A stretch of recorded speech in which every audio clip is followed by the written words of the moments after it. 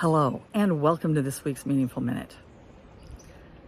Lately, I've had a few clients that are confused because they feel that God has led them to do something, but then it's a lot harder than they thought it would be, and they kind of hit a brick wall, and they wonder, did I really hear from God? And I'm sure a lot of you have had that experience as well. It reminded me of an experience I had in Ireland. It was back in 1982.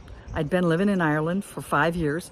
I'd been with a Christian organization working with college students, and I felt God told me 3 things. Stay in Ireland, quit your job, and become a counselor. So I quit my job, and the only way I knew to be a counselor was to be a psychologist. So I applied for a graduate course in psychology at University College Dublin, and I was not accepted. I was so confused at that point. It was like, what do I do?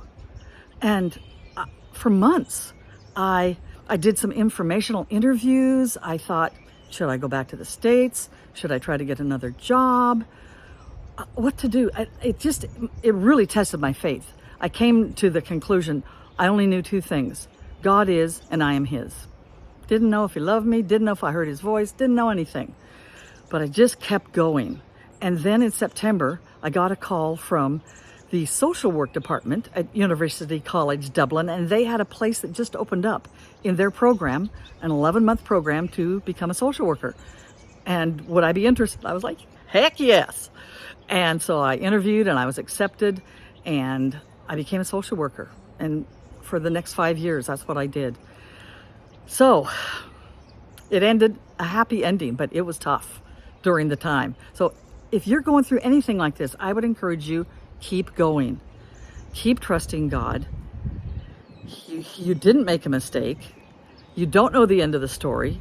Just continue to believe that God loves you and He has some wonderful plans for your life. So have a great week.